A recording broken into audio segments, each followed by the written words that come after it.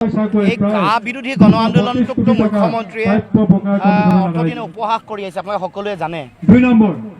কা বিৰোধী আন্দোলনটোৰ এটা ন্যায্য গণ আন্দোলন আৰু অসমৰ ৰাইজে অবৈধ বিদেশীৰ বোজা ৭১ চনলৈকে গ্ৰহণ কৰিছে। ৭১ চনৰ পিছত ধৰ্মৰ ভিত্তিত বিদেশীৰ বোজা অসমৰ ৰাইজে গ্ৰহণ কৰিব নোৱাৰে, এইটো স্পষ্ট।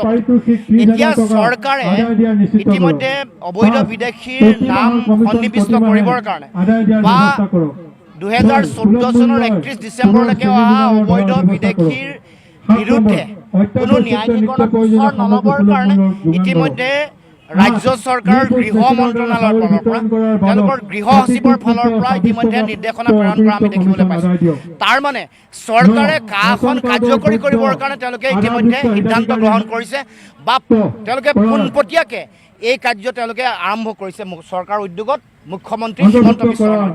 তেওঁলোকে চৰকাৰে ইয়াৰ যিটো ভয়াৱহতা মুখ্যমন্ত্ৰী হিমন্ত বিশ্ব শৰ্মাই ইয়াৰ ভয়াৱহতা তেওঁলোকে উপলব্ধি কৰে। এই যে যিসকল ব্যক্তি ৭১ চনৰ পৰা ২০১৪ চনলৈকে যিসকল বিদেশী আহিলে তেওঁলোকৰ নাগৰিকত্ব পোৱাৰ ফলত যি সময়ত আমাৰ অসমৰ মানুহে অসমৰ খিলঞ্জীয়া ভূমিপুত্ৰ থলগিৰি মানুহে প্ৰায় ৬ লাখ পৰিয়ালে তেওঁলোকে আজিলৈকে মাটি পোৱা নাই, তেওঁলোকে গৃহহীন হৈ জীয়াই থাকিব লগা। তেওঁলোকে মাটি বেটি নোপোৱাৰ সময়তে অবৈধ বিদেশীক আমাৰ মাটিয়ে দিব লাগে। আমাৰ ২৩ লাখ নিবনুৱা আছে, তেওঁলোকৰ চাকৰি বাকৰি এইসকল অবৈধ বিদেশীয়ে আমাৰ চাকৰি বাকৰি কাঢ়ি লৈ যাব।